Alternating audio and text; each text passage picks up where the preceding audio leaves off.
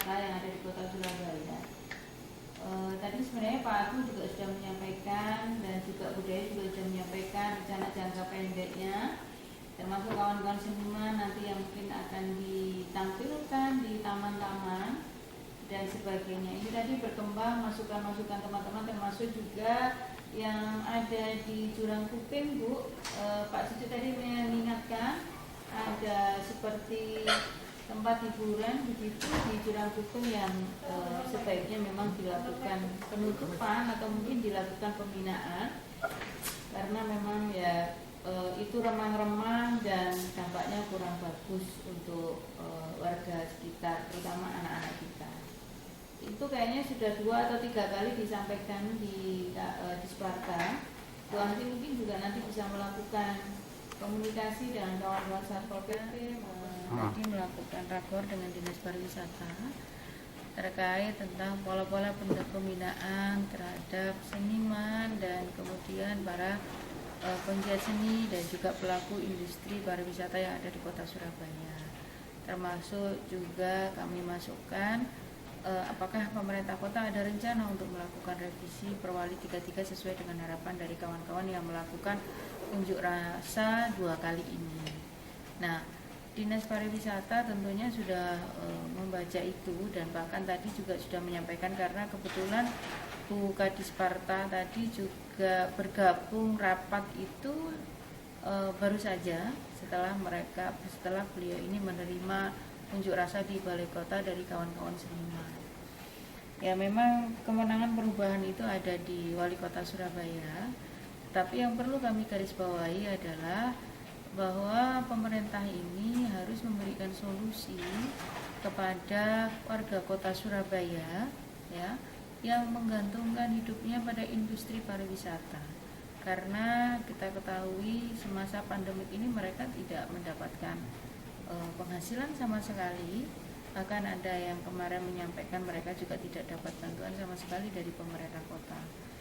Nah, memang tadi juga disampaikan bahwa ada sekitar 1.300 paket sembako, yang 1.000 itu dari pemerintah pusat, dari kementerian, yang 300 dari provinsi. Tetapi kalau melihat jumlah berapa kemudian masyarakat seniman dan kemudian berapa warga yang kemudian bekerja di industri pariwisata, tentu 1.300 ini tidak cukup gitu loh. Maka kemudian kami menyarankan untuk yang belum ini bisa diberikan sembako yang dari CSR itu, yang kemudian itu bisa sedikit membantu mereka yang membutuhkan.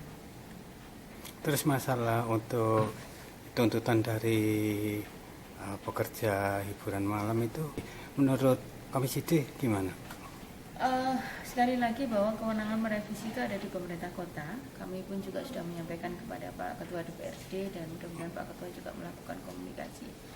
Yang terpenting adalah bagi kita, tutup atau buka itu sejatinya juga melakukan hasil dari kajian yang kemudian melibatkan dari pakar epidemiologi dan kemudian pihak-pihak lain yang kemudian itu memberikan masukan terhadap kondisi RAU yang ada di Kota Surabaya. Namun pada sisi yang lain kami berharap ya, tentunya karena Dinas Tenaga Kerja ini juga mitra kerja Komisi D, dan kita tahu banyak masyarakat Kota Surabaya yang seperti yang tadi saya sampaikan, mereka ini juga menggantungkan hidupnya di sana.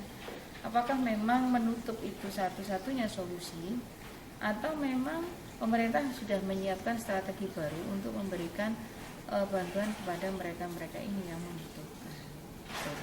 Yang jelas Komisi D turut memastikan bahwa warga kita yang terdampak ya, terutama mereka-mereka yang tadi itu selama 5 bulan ini ya, mereka yang tidak dapat bantuan sama sekali, tentunya harus menjadi perhatian kita bersama, dan pemerintah harus hadir untuk harapan Komisi D yang jelas adalah satu, jangankan Komisi D ya, saya kira seluruh masyarakat Kota Surabaya dan seluruh masyarakat Indonesia tentunya berharap dan berdoa agar pandemik ini bisa segera berakhir dan kita semua bisa beraktivitas kembali.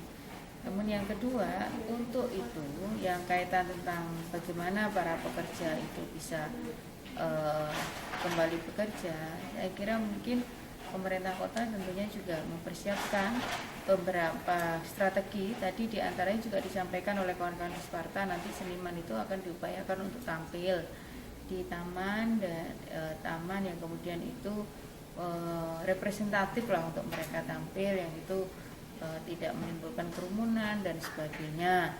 Tamannya itu bisa menghadap ke jalan raya atau ke halaman yang lain.